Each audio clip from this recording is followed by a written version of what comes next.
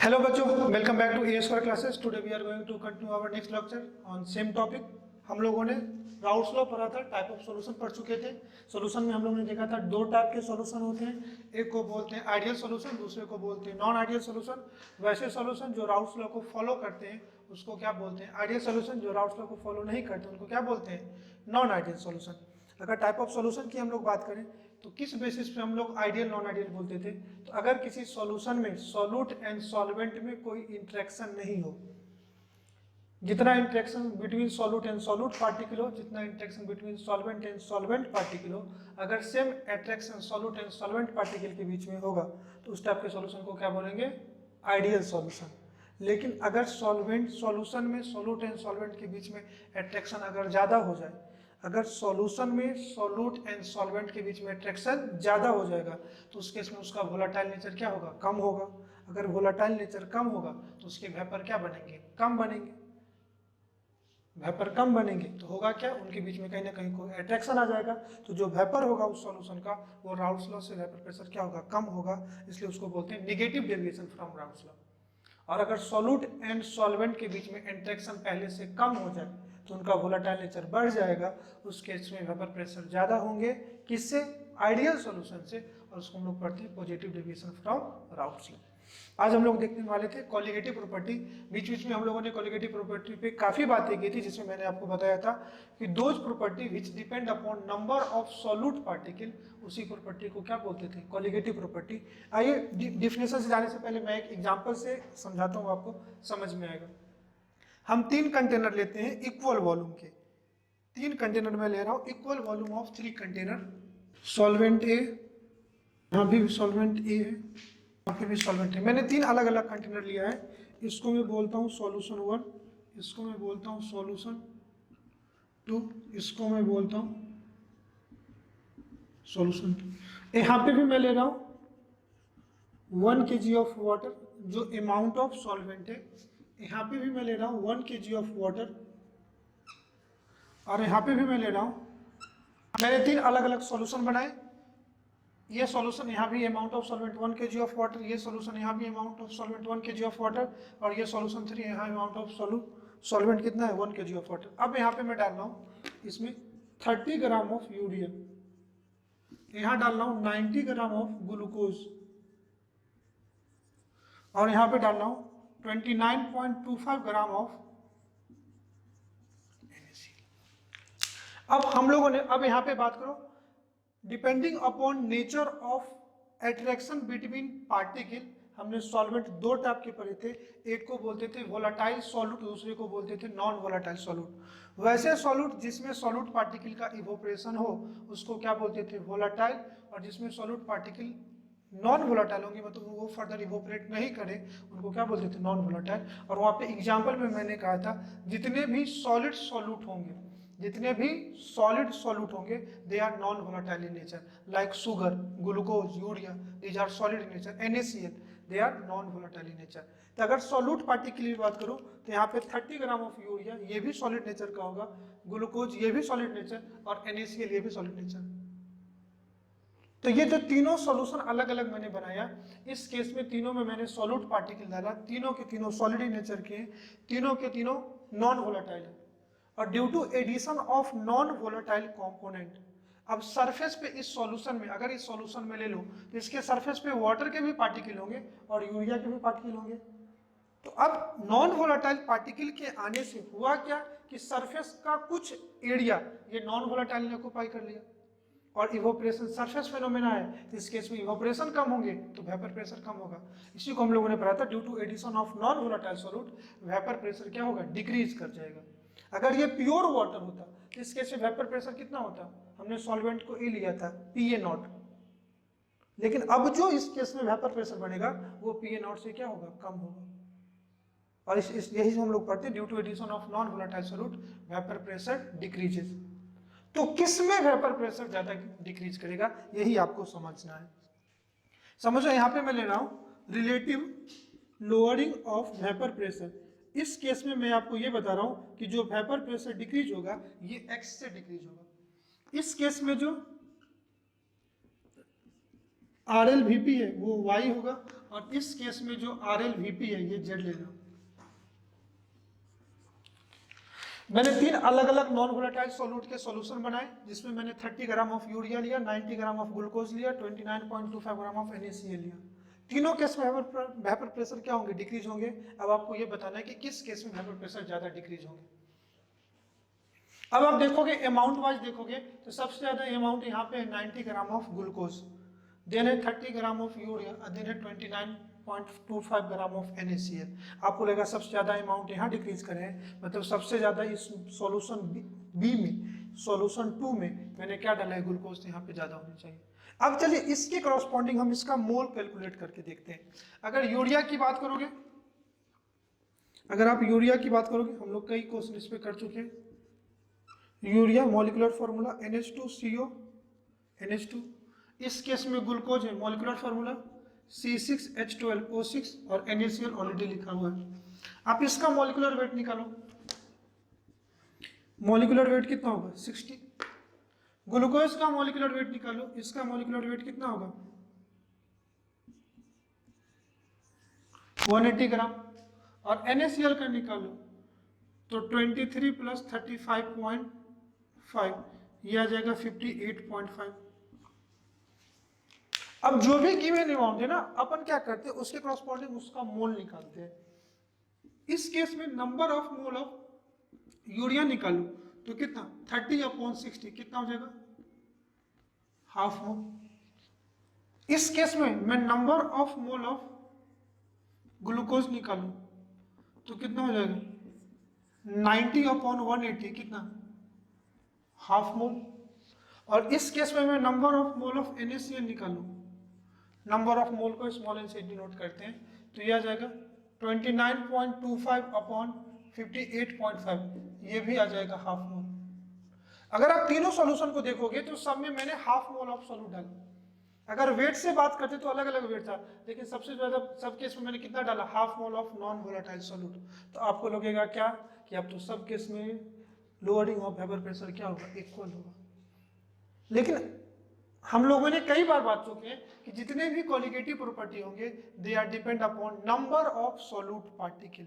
जिस केस में solute particle का नंबर ज्यादा होगा उस केस में वो कॉलिगेटिव प्रॉपर्टी ज्यादा शो करेगा।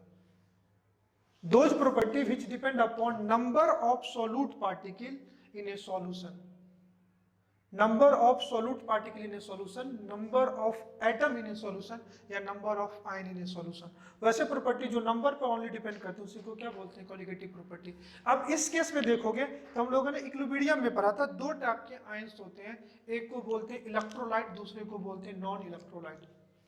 वैसे मॉलिक्यूल या आयन जो आयोनाइज कर जाए, जो टूट जाए, उसको बोलते थे इलेक्ट्रोलाइट, और जो नहीं टूटे उसको क्या बोलते थे, नॉन इलेक्ट्रोलाइट। यहाँ पे यूरिया की बात करोगे तो ये किस नेचर के हैं, नॉन इलेक्ट्रोलाइट है। ये जो यूरिया है ये नॉन इलेक्ट्रोलाइट है। अगर इसके हाफ मोल ऑफ सॉल्यूट है तो सॉल्यूशन में भी इसके हाफ मोल ही रहेंगे।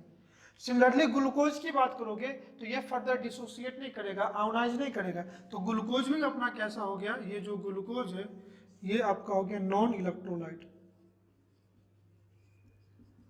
लेकिन NaCl की बात करोगे तो यहाँ पे NaCl जो है ये स्ट्रॉन्ग इलेक्ट्रोलाइट है, ये टूट जाएगा Na प्लस NCl माइनस में। किस में टूटेगा, NaCl में। अगर बिफोर इनिशियली बात करोगे तो NaCl के कितने मोल थे, तो आपने कहा कि आप कहोगे कि सर हमने तो हाफ मोल डाले थे, लेकिन बाद में ये जब पूरा का पूरा अनाइज हो जाएगा तो इसके भी हाफ मोल और इसके भी हाफ मोल, आपको सॉल्यूशन में half mole of Na plus मिलेगा और हाफ मोल ऑफ क्या मिलेगा, Cl माइनस मिलेगा, मिलेगा ना। तो total number of ion in a solution कितना मिलेगा, हाफ प्लस हाफ कितना, 1 मोल। तो किस केस में नंबर ऑफ एटम सॉल्यूशन में ज्यादा होंगे, किस में, NaCl के केस में ना।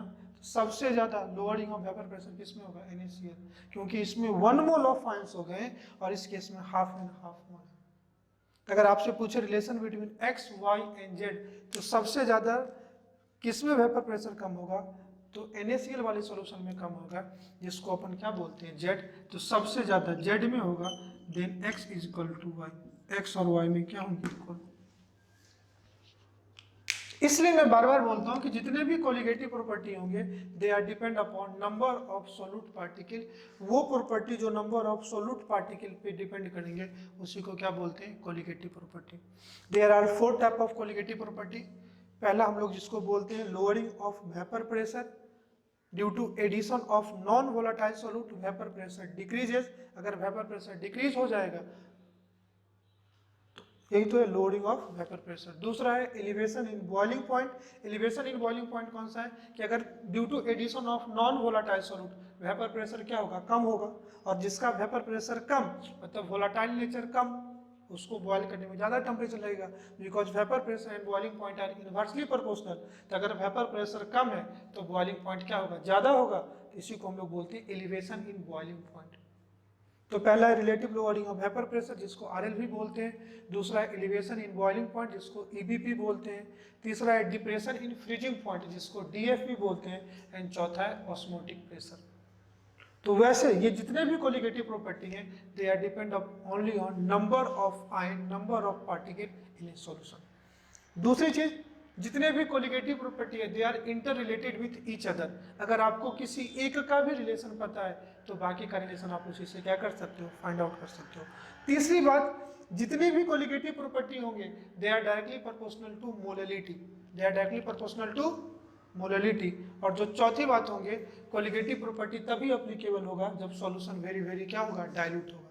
सॉल्यूशन वेरी वेरी डाइल्यूट होगा। अगर आप कॉन्सेंट्रेटेड सॉल्यूशन लेते, अगर ये कॉन्सेंट्रेटेड NaCl होता तो इसमें कॉन्सेंट्रेटेड का मतलब क्या हुआ कि number of mole of solute present in a solution already concentrated है, तो उसमें जो नंबर ऑफ आयन है वो क्या होंगे, काफी ज्यादा होंगे। तो वो फर्दर एसोसिएशन डिसोसिएशन शो भी कर जाए तो कोई फर्क नहीं पड़ेगा। समझो आपके पास 10 करोड़ हैं, उसमें से 1,000 इधर उधर हो भी गए तो कोई फर्क नहीं पड़ेंगे। लेकिन आपके पास 1000 ही रुपए हैं, उसमें 100 रुपए भी इधर उधर हुए तो उस पर कोई ज़्यादा फर्क पड़ेगा। तो ये तभी हम नंबर ऑफ पार्टिकल हम लोग कंपेयर कर पाएंगे जब क्या होना चाहिए, सॉल्यूशन वेरी वेरी डाइल्यूट होना चाहिए। तो आइए एक एक करके मैं property of solution which depend upon number of solute particle, जो किस पे डिपेंड करें, नंबर ऑफ सोल्यूट पार्टिकल पे। लेकिन इसके साथ साथ कुछ चीजें जिस पे ये डिपेंड नहीं करेगी, like nature of solute particle. अब nature of solute particle what does it mean, like size of solute particle, solute particle का साइज कैसा है, शेप कैसा है, ये सोल्यूट पार्टिकल के शेप साइज पे डिपेंड नहीं करेगा।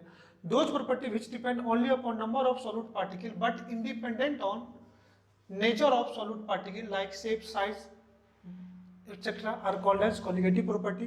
जितने भी कोलिगेटिव प्रॉपर्टी होंगे वो नंबर ऑफ पार्टिकल पे डिपेंड करेगा।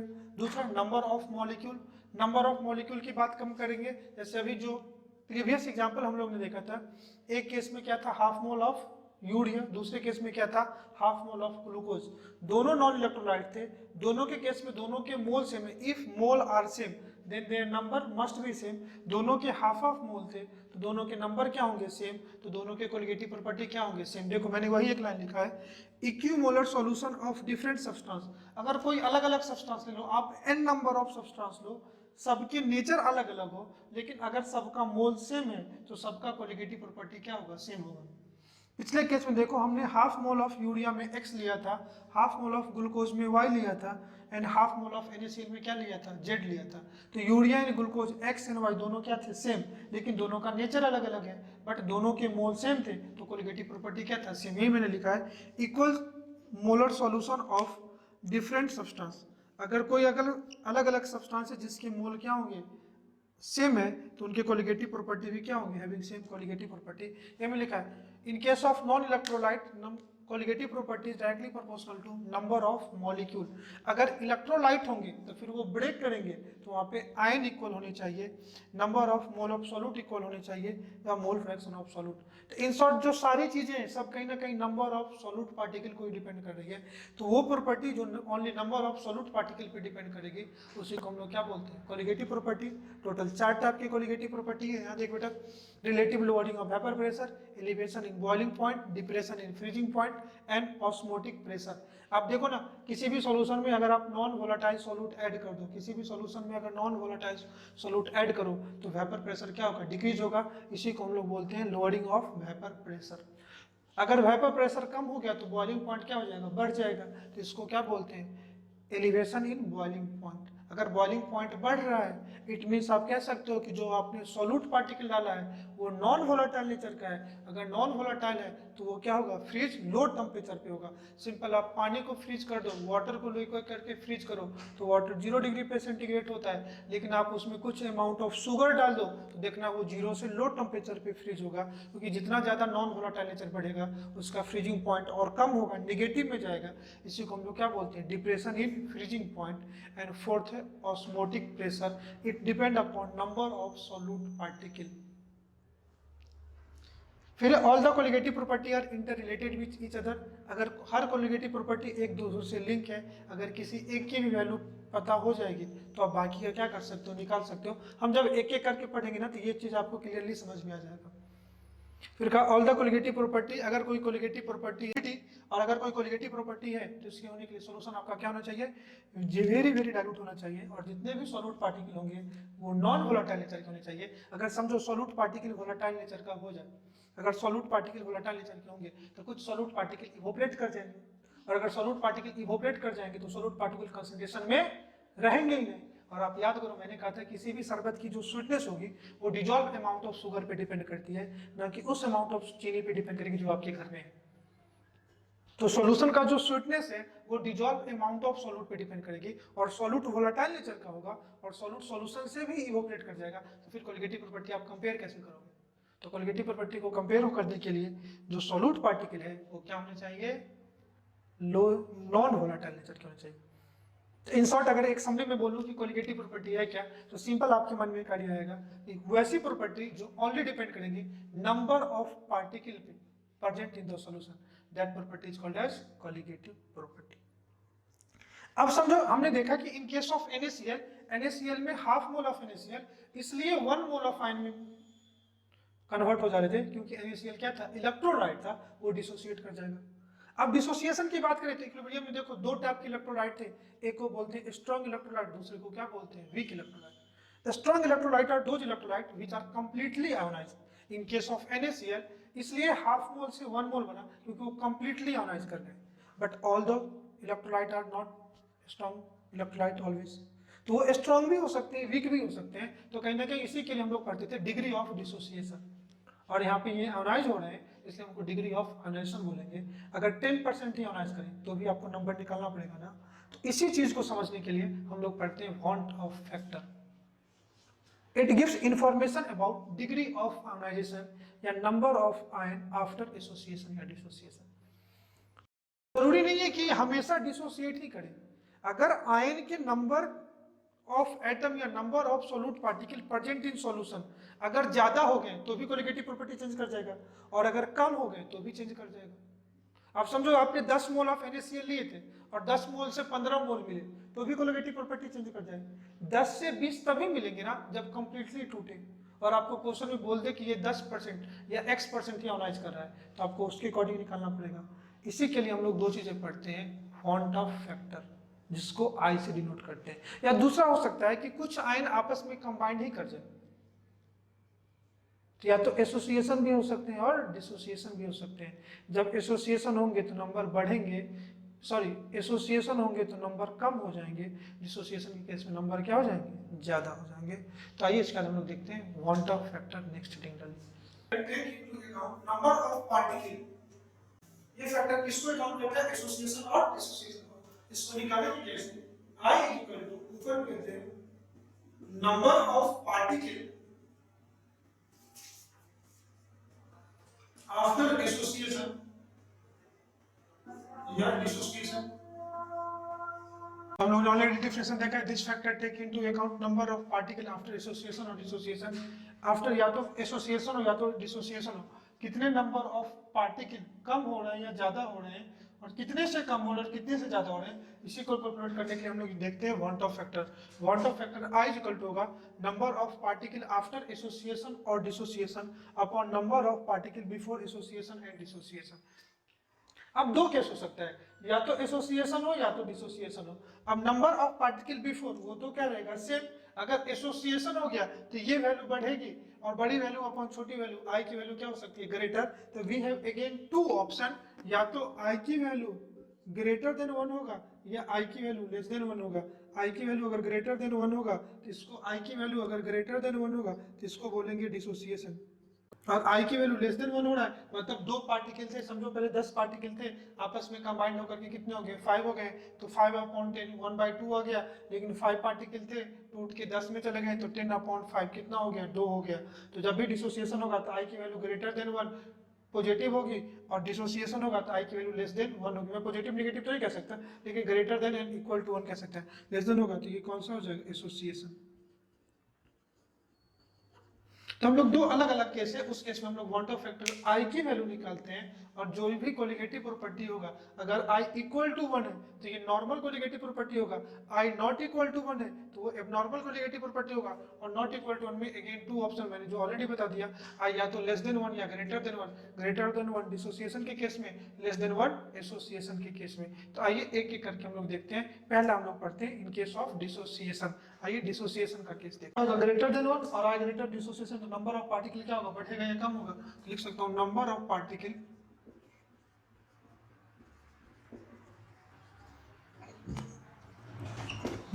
Particle increases. इस केस में जो नंबर ऑफ पार्टिकल है वो क्या होगा, बढ़ेगा। समझो कोई एक एग्जांपल लेकर के हम लोग देखते हैं। कोई भी एक सॉल्ट है, या तो मैंने आपको आयनिक इक्विलिब्रियम में टाइप ऑफ सॉल्ट पढ़ाया था, AB टाइप के सॉल्ट थे, A2B टाइप के थे या A2B थे, AB3 थे, A2B3 थे या A3B2 थे। तो कई टाइप के सॉल्ट दिखाए थे। अभी मैं उतना कुछ लोगों को याद होगा, अगर नहीं याद है तो मैं NaCl का एग्जांपल लेके देखता हूँ। NaCl एक कैटायन है एक एनायन है, तो AB टाइप के सॉल्ट हो जाएंगे, हाँ या ना। आइए फॉर एग्जाम्पल हम एग्जाम्पल से समझते हैं। सॉल्ट है NaCl, ये टूटेगा Na प्लस NCl माइनस में। इनिशियली हम इसका कुछ एज्यूम कर लेते हैं कि Na का कितना कंसंट्रेशन है। समझो बिफोर इसका A मोल हमने लिया तो ये कितना हो जाएगा, 0 0, क्योंकि इसको तो डिसोसिएट नहीं कर गया। और इसका एक डिग्री ऑफ डिसोसिएशन हम लोग ले लेते हैं, डिग्री ऑफ डिसोसिएशन ये हम लोग लेते हैं अल्फा ले लेते हैं। डिग्री ऑफ डिसोसिएशन क्या है, number of mole dissociated from 1 mole. Degree of dissociation क्या है, number of mole dissociated from 1 mole. Dissociation हम लोग इसको डिसोसिएशन लिखते हैं, एसोसिएशन होगा तो एसोसिएशन लिखेंगे। तो अल्फा की वैल्यू होगी number of mole dissociated from 1 मोल, और एसोसिएशन जब पढ़ेंगे तो वही अल्फा को डिफाइन करेंगे, number of mole associated from 1 mole. तो 1 मोल से कितना अल्फा, तो अगर 2 मोल है तो 2 अल्फा, 3 मोल है 3 अल्फा, x मोल है x अल्फा। तो यहाँ पे Na के कितने मोल है A, तो इससे कितने होंगे A अल्फा। तो Na के कितने मोल थे A, डिसोसिएट कितने करके A अल्फा। देखो ना, अल्फा क्या है, डिग्री ऑफ डिसोसिएशन। अल्फा क्या है, डिग्री ऑफ डिसोसिएशन। और डिग्री ऑफ डिसोसिएशन को डिफाइन मैंने किया, it is defined as number of mole dissociated from 1 mole. तो 1 मोल से कितना अल्फा, तो 2 मोल से 2 अल्फा, 3 मोल से 3 अल्फा, x मोल से x अल्फा, तो A मोल से A अल्फा। A मोल आपने इनिशियली लिया था, A अल्फा डिसोसिएट कर गया तो बचा कितना A माइनस A अल्फा। तो आफ्टर कितना हो जाएगा, A अल्फा डिसोसिएट कर गया, A लिया था तो बचा A माइनस A अल्फा। ये कितना हो जाएगा A अल्फा, ये कितना हो जाएगा A। तो NaCl के बिफोर डिसोसिएशन कितने मोल थे, A मोल थे, और आफ्टर डिसोसिएशन कितने हो गए, तो इन सबको ऐड कर दो। तो बिफोर की बात करो,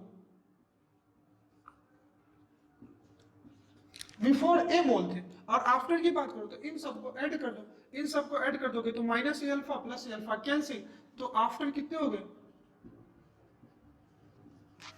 A प्लस A अल्फा। तो हम लोग I की वैल्यू निकाल ले, quantum of factor I is equal to number of mole after upon number of mole before. तो आफ्टर कितना है A plus A alpha upon A, यहाँ से A कॉमन ले लो, 1 प्लस अल्फा बाई A से A कैंसिल, तो I की जो वैल्यू है ये 1 प्लस अल्फा के बराबर है। आई होप ये आपको काफी अच्छे से समझ में आ गया। आइए इस पे कोई दूसरा एग्जांपल लेते हैं।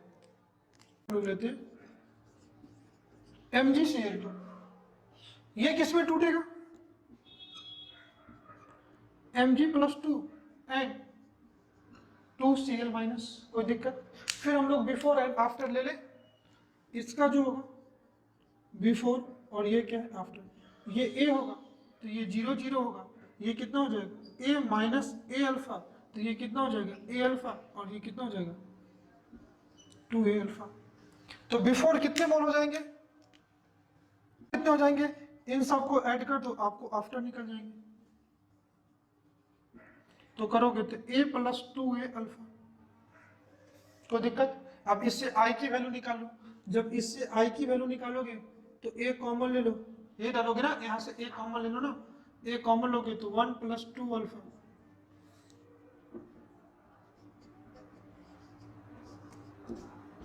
अपॉन a से कैंसिल, तो जो i की वैल्यू होगी 1 प्लस 2 अल्फा के बराबर होगी।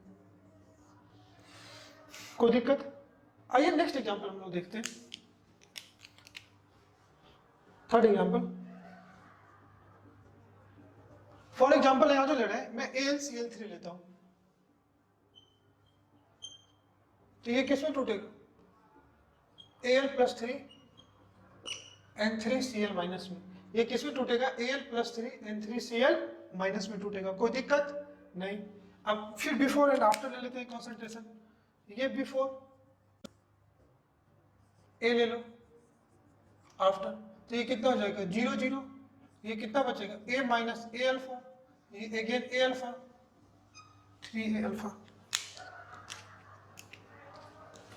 आफ्टर बात करो, बिफोर कितना होगा ए, आफ्टर कितना होगा, इन सबको ऐड कर दो तो ये आ जाएगा a प्लस 3a अल्फा, यहां से आप a कॉमन ले लो तो 1 प्लस 3 अल्फा आ जाएगा। इससे आप देखो i की वैल्यू निकालो, i is equal to a upon a cancel, तो i की वैल्यू आ गई 1 प्लस 3 अल्फा। समझा रहा हूं, बड़े ध्यान से देखना। आओ यहां से इस चीज को कंपेयर करते हैं, ये NaCl थे, इसमें टोटल नंबर ऑफ आयंस कितने थे, तो एक Na प्लस और एक Cl माइनस, एक Na प्लस और एक Cl माइनस, यही तो आयंस थे ना। तो अगर NaCl टॉप के लिए अगर बात करें तो N ले लेते हैं, N को ले लेते हैं, N यहाँ पे 2 है, इसको टोटल नंबर ऑफ आयन इन एक कंपाउंड ले लेते हैं। इस कंपाउंड में आयन कितना, इसको डिफाइन में कर लेता हूं, total number of ions in compound. इस कंपाउंड में कितने आयन है, 2 आयन है, तो यहाँ पे देखो कितना आया 1। इस कंपाउंड में कितने आयन है, तो एक मैग्नीशियम के आयन है और 2 क्लोरीन के आयन है, टोटल आयन कितना है 3, तो यहाँ पे कितना है 2 अल्फा। आ रहा है समझ में ना, यहाँ पे 2 आयन है, एक Na प्लस है और दूसरा Cl माइनस है, तो 2 आयन है, तो जितने आयन है 2 माइनस 1 अल्फा, 2 माइनस 1 अल्फा। यहाँ पे कितने है 2 1 प्लस 2 3, तो 3 माइनस 1 2 अल्फा।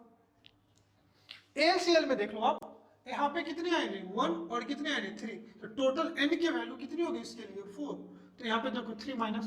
तो इन जनरल अगर कोई भी टाइप का डिसोसिएशन हो रहा है, अगर मैं बात करूं इन जनरल हो रहा है, समझो कोई भी सॉल्ट है, एनी सॉल्ट लाइक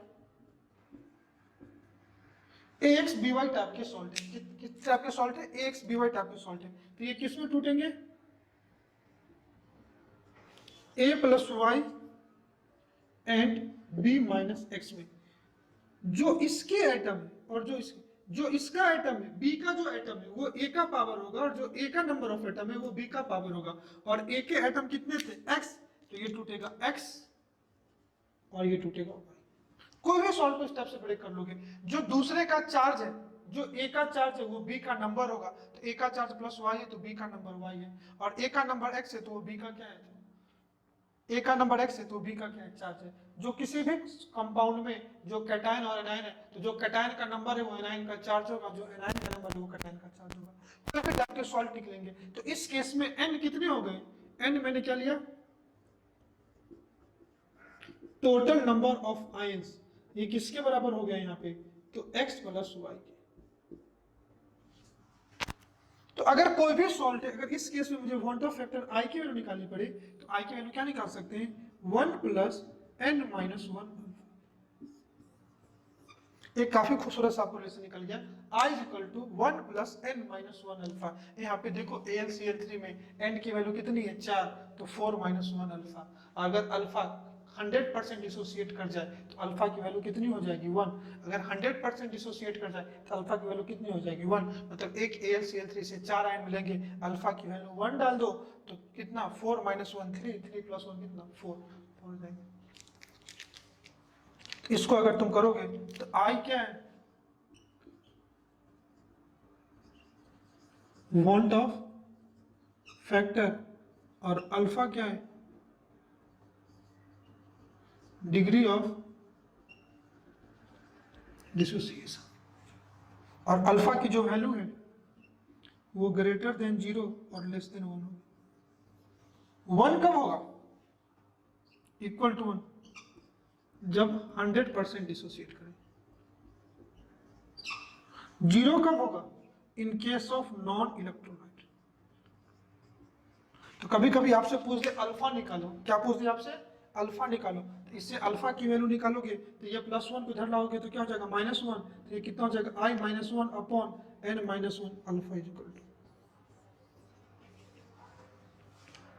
तो किसी भी सॉल्ट में 100% अगर डिसोसिएशन हो जाए, अगर डिसोसिएशन 100% है तो वो स्ट्रॉन्ग इलेक्ट्रोलाइट होगा, जो हम आयनिक इक्विलिब्रियम देखे थे, जो स्ट्रॉन्ग एसिड या वीक स्ट्रॉन्ग एसिड या स्ट्रॉन्ग बेस या कुछ सॉल्ट में देखे थे।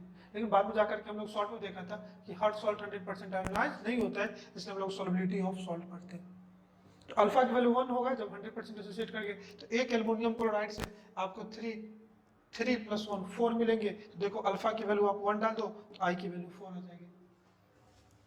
इस केस में अल्फा की वैल्यू 1 डाल दो तो 1 और 1 कितना हो जाएगा 2। इस केस में अल्फा की वैल्यू 1 डालो तो 1 और 2 कितना हो जाएगा 3। अल्फा की वैल्यू 1 डाल दो 2 + 1 3, अल्फा की वैल्यू 1 डाल दो तो 1 + 1 कितना 2। तो हर बार हम लोग ऐसे कैलकुलेट कर देने बैठे, डायरेक्टली आपको फॉर्मूला याद है। तो इन जनरल अगर आपको कोई केस में डिसोसिएशन पढ़ना है तो I की वैल्यू 1 + n - 1 अल्फा, ये काफी इंपॉर्टेंट है, ये आप याद रखना। तो जितने टाइप के कोलिगेटिव प्रॉपर्टी है उसको I से क्या कर देंगे, डिनोट कर देंगे।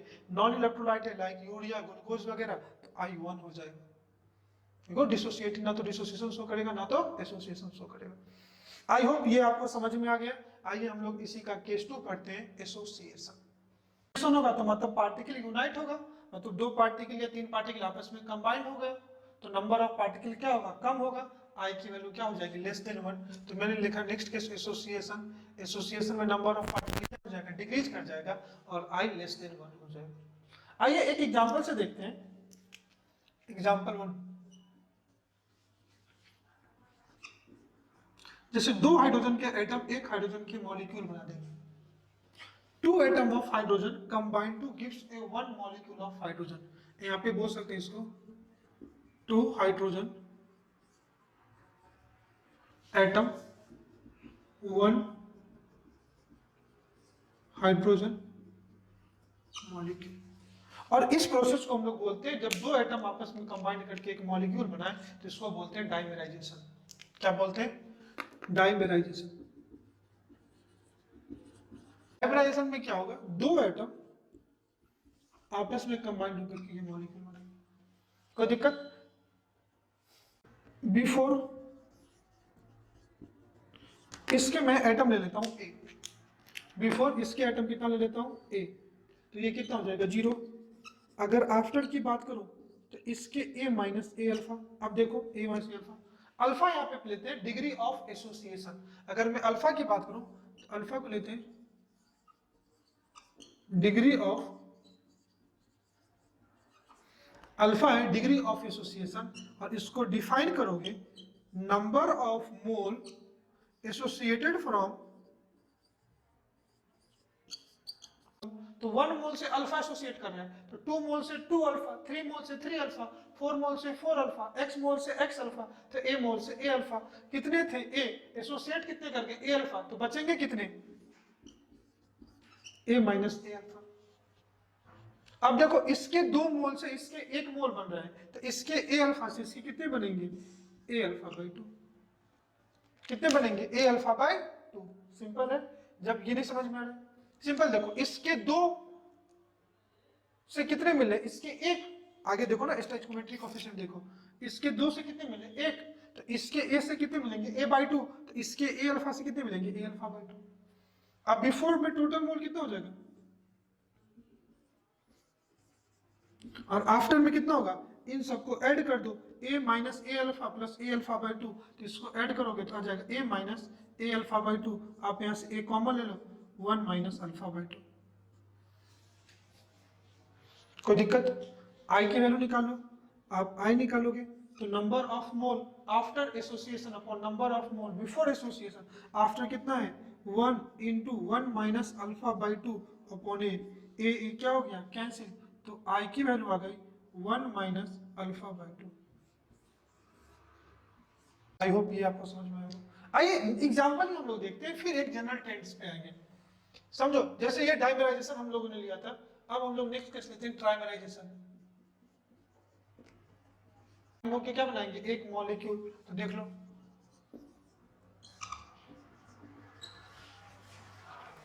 इनिशियल इसके मोल कितने हो जाएंगे ए, तो ये 0, ये बिफोर की बात करूं, आफ्टर की बात करूं तो ए माइनस ए अल्फा, तो ये कितना हो जाएगा ए अल्फा/2। टोटल मोल निकाल लो, मोल आफ्टर कितना होगा ए, और मोल बिफोर की बात करो तो कितना हो जाएगा ए माइनस ए अल्फा प्लस ए अल्फा/3, आ जाएगा ए माइनस 2a अल्फा/3, तो ए कॉमन ले लो, 1 माइनस 2 अल्फा/3। इससे i की वैल्यू निकालो, तो i की वैल्यू क्या हो जाएगा आफ्टर अपॉन बिफोर, आफ्टर में कितना हो जाएगा a common 1 minus 2 alpha upon a से ए क्या हो जाएगा कैंसिल, तो i is equal to 1 minus 2, i की वैल्यू हो जाएगी 1 माइनस 2 अल्फा/3, 1 माइनस 2 अल्फा/3। इसको आप अगर लिखना चाहो तो ऐसे लिख लो, i is equal to 1 minus 1/2 alpha. यहाँ पे i की वैल्यू लिखोगे तो इसको लिख लो, i की वैल्यू 1 माइनस 2/3 अल्फा। अब देखो इस केस में n की वैल्यू कितनी है, 3 एटम आपस में कंबाइंड हो रहे हैं ना, ये कितना एटम है 3 एटम आपस में कंबाइंड हो रहे हैं ना, तो अगर देखो ये वैल्यू कितनी है 2/3, यहाँ पे अगर 3 एटम कंबाइंड हो रहे हैं तो ये वैल्यू कितनी है 2/3, तो अगर मैं 1 माइनस 1/n माइनस ले लो तो 1/3 माइनस 1, 1/3 माइनस 1 कितना जाएगा -2/3, 1/3 माइनस 1 कितना हो जाएगा -2/3। ये क्या है, अब यहाँ पे देखो 3 एटम है तो 1/3 माइनस 1 कितना हो जाएगा -2/3। तो अगर इन जनरल मुझे किसी भी आयनिक कंपाउंड के लिए फॉर्मूला लिखना पड़े, in general plus 1/n minus 1 alpha. Dissociation के केस में क्या था 1 प्लस n माइनस 1 अल्फा, और यहाँ पे क्या होगा 1 माइनस 1 अल्फा। तो इस केस में देखो 3 एटम है तो 1/3 माइनस 1 कितना -2/3 अल्फा आ जाएगा। कोई दिक्कत? तो इससे अगर अल्फा की वैल्यू निकालना पड़े तो अल्फा इज इक्वल टू कितना हो जाएगा i minus 1 upon 1/n minus 1। इस केस में देख लो हमने ने फॉर्मूला क्या निकाला 1 प्लस 1/n माइनस 1, तो यहाँ से n की वैल्यू कितनी है 2, तो 1/2 माइनस 1 माइनस 1/2, तो आज देखो i की वैल्यू 1 माइनस 1/2। क्लियर है? आ रहा है समझ में? तो कोई भी टाइप का सॉल्ट हो आपका, कोई भी टाइप का आपका सॉल्ट हो, या तो एसोसिएशन का केस हो या तो डिसोसिएशन का केस हो। एसोसिएशन का केस होगा तो i is equal to 1 plus n minus 1 alpha dissociation के केस में। डिसोसिएशन का केस हो तो i is equal to 1 plus n minus 1 alpha, और इन केस ऑफ एसोसिएशन आ जाए तो i is equal to 1 plus 1/n minus 1 alpha, और उससे अल्फा की वैल्यू भी निकाल सकते हो। In case of dissociation alpha is equal to था i minus 1 upon n minus 1, और यहाँ पे n की जगह सिर्फ 1/n आ जाएगा। कोई दिक्कत? तो i की वैल्यू कितनी हो जाएगी 1, तो इस केस में जो i है इक्वल टू क्या होगा 1, और इसको बोलते हैं नॉर्मल कोलिगेटिव प्रॉपर्टी। लेकिन या तो एसोसिएशन हो या तो डिसोसिएशन हो, तो आई क्या हो जाएगा, नॉट इक्वल टू 1, और इसको बोलेंगे एबनॉर्मल कोलिगेटिव प्रॉपर्टी।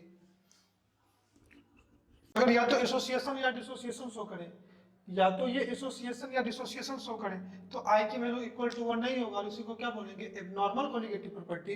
और फिर हम लोगों ने आई वांट ऑफ फैक्टर देखा था, number of mole after association dissociation upon before association dissociation, यही फॉर्मूला चेंज हो गया, abnormal colligative property upon normal colligative property, और colligative property is directly proportional to molarity, तो यह आ जाएगा normal molar mass upon abnormal, यहाँ abnormal नीचे है, और जितनी भी कोलिगेटिव प्रॉपर्टी होगी वो inversely proportional to molar mass of क्या हो जाएगा, सॉल्यूट हो जाएगा।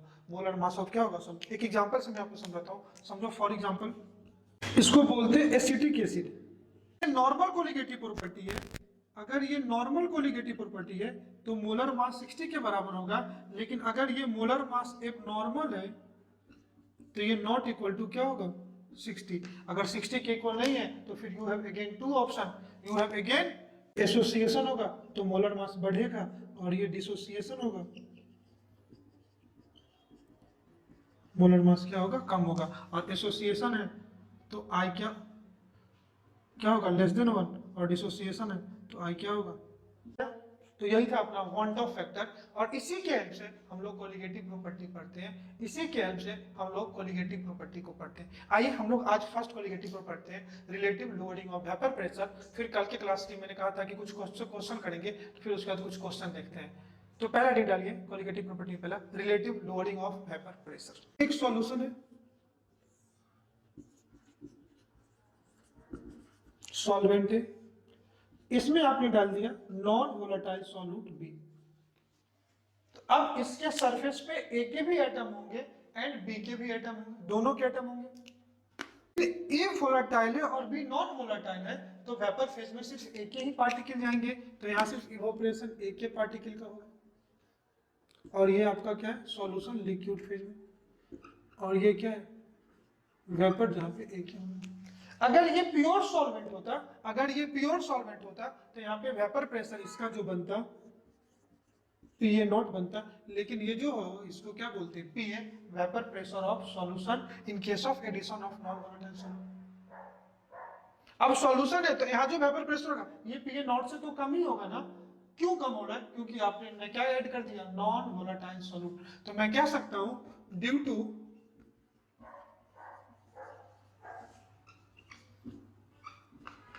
Addition of non volatile solute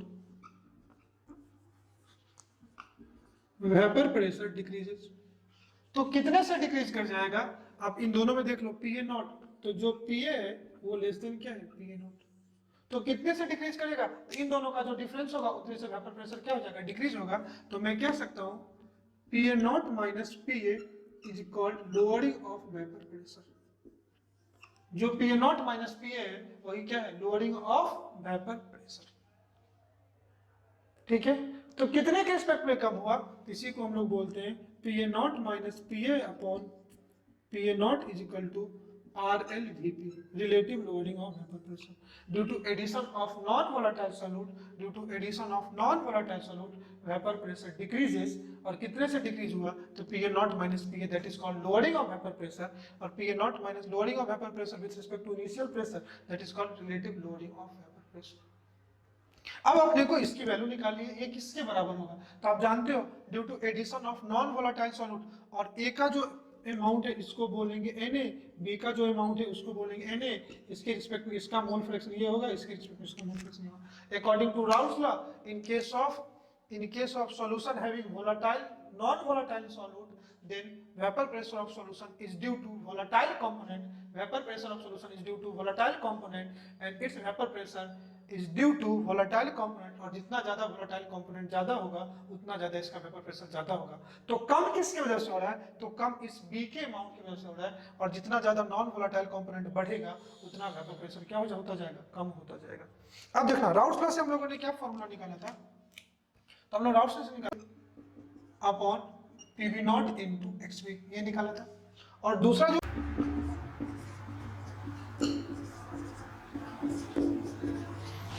formula ये देखा था, दूसरा फॉर्मूला ये देखा था। अब देखो, अब इस टर्म को आप इधर ले आओ, अब कह रहे हैं यहाँ पे बी कैसा है, नॉन वोलाटाइल सोल्यूट, तो नॉन वोलाटाइल सोल्यूट है तो ये टर्म्स कितना हो जाएगा, जीरो, क्योंकि बी तो इवोपरेट करेगा नहीं, तो पी बी नॉट कितना हो जाएगा, जीरो। तो अब देख लो क्या हो जाएगा, पी ए नॉट, इसको इधर ले आओ तो क्या हो जाएगा, P A naught minus P A naught equal to minus of P A naught into X B. दोनों तरफ माइनस से मल्टीप्लाई कर दो, माइनस से मल्टीप्लाई करोगे तो ये नेगेटिव ये पॉजिटिव होगा, तो क्या आ जाएगा, P A naught minus P A is equal to P A naught into X B. इस ये प्लस को इधर ले आओ तो ये क्या है, P A naught minus P A naught minus P ए, ये क्या है, लोडिंग ऑफ वेपर प्रेशर, तो इसी को बोलते हैं एल वी पी। और इसको इधर ले आओ, P A naught minus P A upon P A naught is equal to X B, यही क्या है, आर एल वी पी।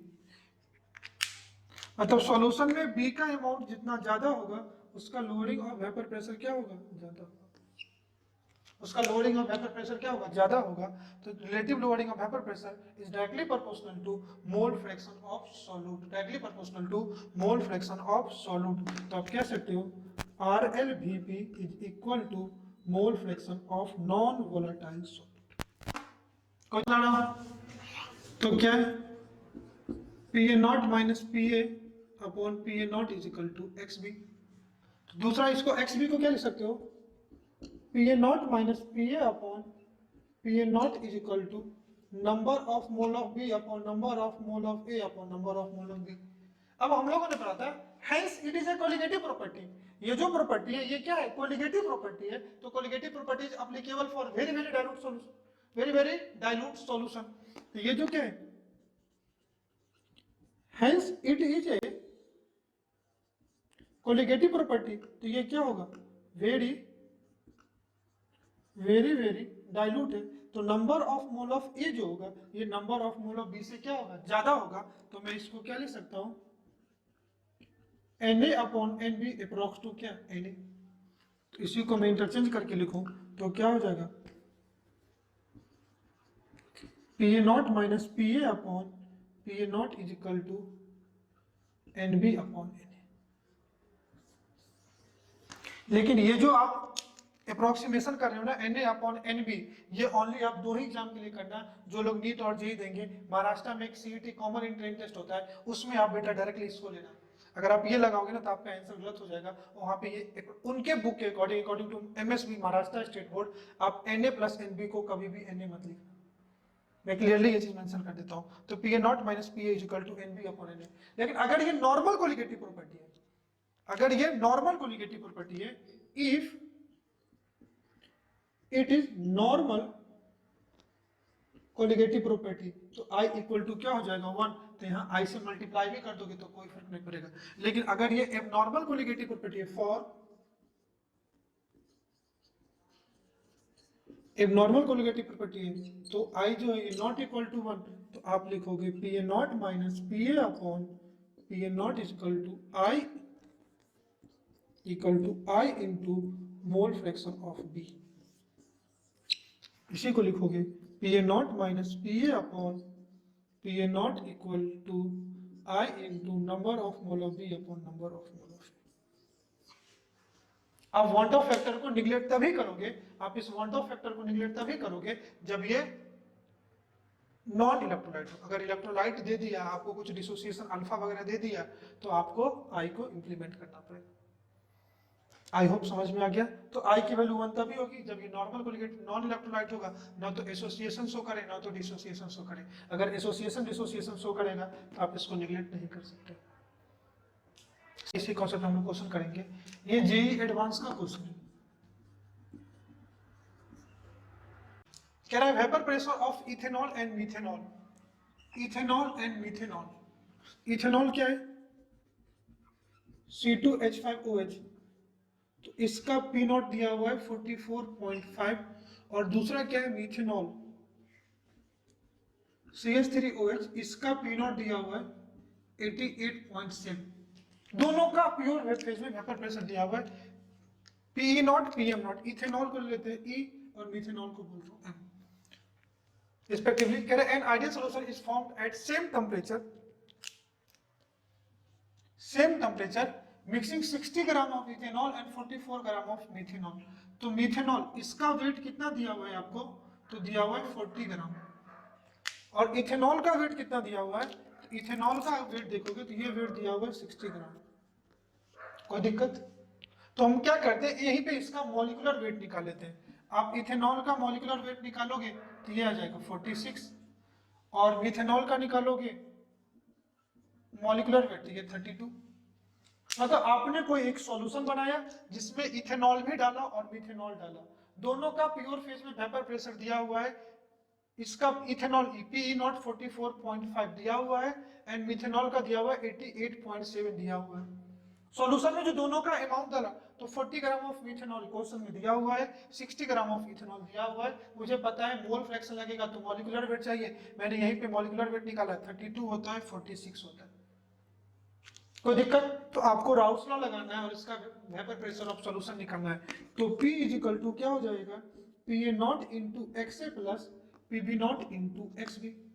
कोई दिक्कत? तो अब आ जाओ, PA नॉट की वैल्यू कितनी दी हुई है, PA नॉट, तो हम इथेनॉल ले लेते हैं, E mole fraction of ethanol, methanol and methanol. Ethanol की बात कर लो, ये इथेनॉल है तो ये कितना हो जाएगा 44.5 इंटू मोल फ्रैक्शन, तो इसका मोल अपॉन टोटल मोल, इसका मोल कितना हो जाएगा,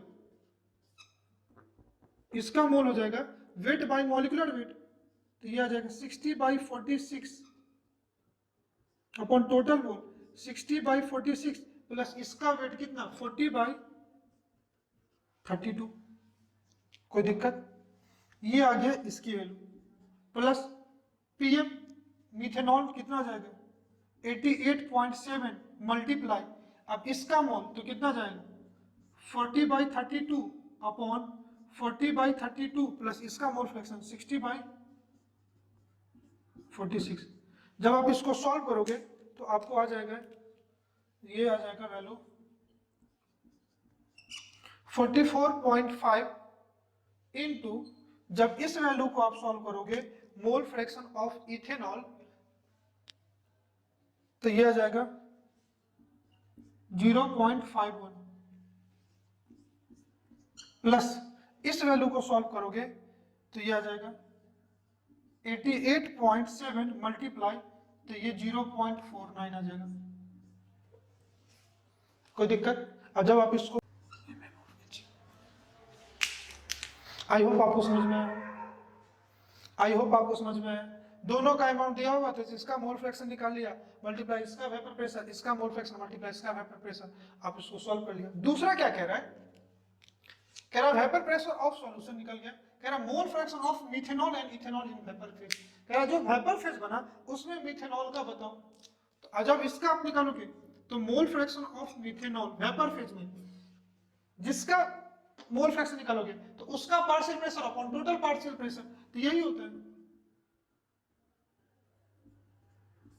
PM not into XM upon P, मतलब partial pressure of methanol into mole fraction. तो देखो partial pressure of methanol into mole fraction, तो ये कितना जाएगा 88.7 मल्टीप्लाई, ये वैल्यू को जो आप सॉल्व किया तो ये आ जाएगा 0.49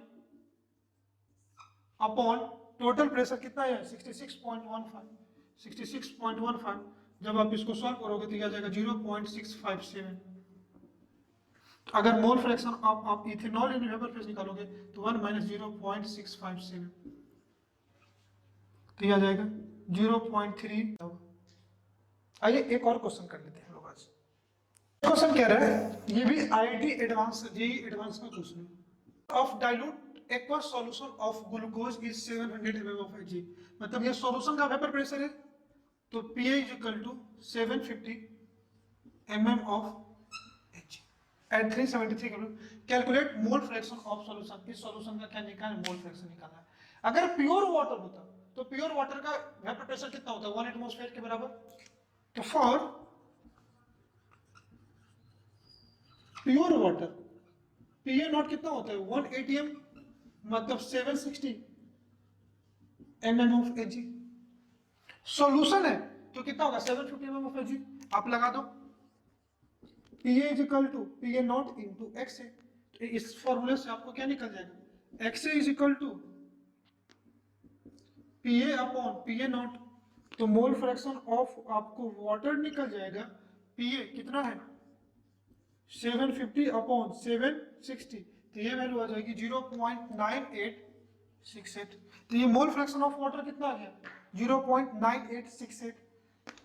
तो मोल फ्रैक्शन ऑफ ग्लूकोज कितना हो जाएगा 1 माइनस 0.9868।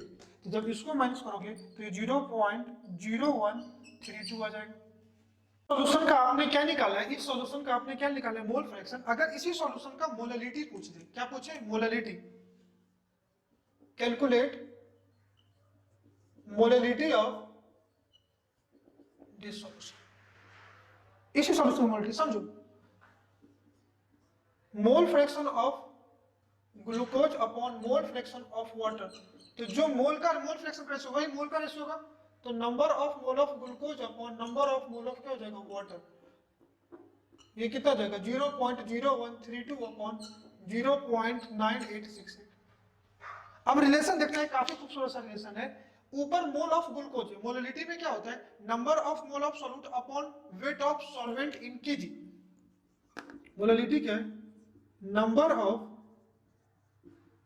मोल ऑफ सॉल्यूट और नीचे में weight of solvent in KG. तो number of mole of solute है, वेट ऑफ सॉल्वेंट है, तो नीचे वेट का मोल है, सॉल्वेंट का क्या है मोल, मोल मल्टीप्लाई मॉलिक्यूलर वेट, वेट, लेकिन वेट ग्राम में आएगा तो 1000 से डिवाइड कर दो, तो सीधा सीधा मोलैलिटी एंड मोल फ्रैक्शन आ जाएगा mole fraction of solute upon mole fraction of solvent multiply their molecular weight into 1000। काफी एक खूबसूरत सा रिलेशन आया मोल फ्रैक्शन एंड मोलैलिटी में। तब इसका मोलैलिटी निकाल दोगे तो आ जाएगा molality is equal to 0.0132 upon 0.9868 into 1000 multiply 18, तो ये आ जाएगा 0.74 मोल पर केजी। तो इसी को बोल सकते हैं 0.74 मोलर। समझ में आया? तो आई होप आपको ये क्वेश्चन भी समझ में आया होगा। दोनों एडवांस के क्वेश्चन थे, इससे पहले जो मैंने किया उसे ये भी क्वेश्चन दोनों एडवांस के थे। तो इससे एक अच्छा रिलेशन भी आ गया मोल फ्रैक्शन एंड मोलैलिटी के बीच में, एक काफी खूबसूरत सा रिलेशन अपने को देखने के लिए मिल गया। तो बेसिकली आज के लेक्चर में हम लोगों ने पढ़ा क्या, तो आज के लेक्चर में हम लोगों ने कोलिगेटिव प्रॉपर्टी देखा। आज के लेक्चर में हम लोगों ने देखा कि बेसिकली कोलिगेटिव प्रॉपर्टी होता क्या है, तो पता चला कि जो property number of solute particle पे डिपेंड करे उसको क्या बोलते हैं कोलिगेटिव प्रॉपर्टी बोलते हैं। फिर कोलिगेटिव प्रॉपर्टी दो टाइप के होंगे, या तो सॉल्यूट पार्टिकल ना तो एसोसिएट करे ना तो डिसोसिएट करे, उसको बोलते हैं नॉर्मल कोलिगेटिव प्रॉपर्टी। अगर सॉल्यूट पार्टिकल या तो डिसोसिएशन या एसोसिएशन शो करे तो उसको बोलेंगे एबनॉर्मल कोलिगेटिव प्रॉपर्टी। फिर वांट ऑफ फैक्टर के हेल्प से हम लोगों ने उसको निकाला। फिर हम लोगों ने एक टाइप का कोलिगेटिव प्रॉपर्टी पढ़ा, relative lowering of vapour pressure. I hope बाकी दिन के जैसे भी आज का लेक्चर आपको उतना ही अच्छे से समझ में आया होगा। लास्ट में मैंने दो अच्छे क्वेश्चन किए, जेईई एडवांस के दोनों सब्जेक्ट के क्वेश्चन थे, 90s में पूछे हुए क्वेश्चन है। तो ये क्वेश्चन भी आपको समझ में आएगा। तो ये लेक्चर आपको कैसा लगा ये मुझे कमेंट करके जरूर बताइएगा। लेक्चर पसंद आई तो लाइक जरूर करिएगा, दोस्तों से शेयर जरूर करिएगा। Thanks for watching, have a good day, bye bye, thank you.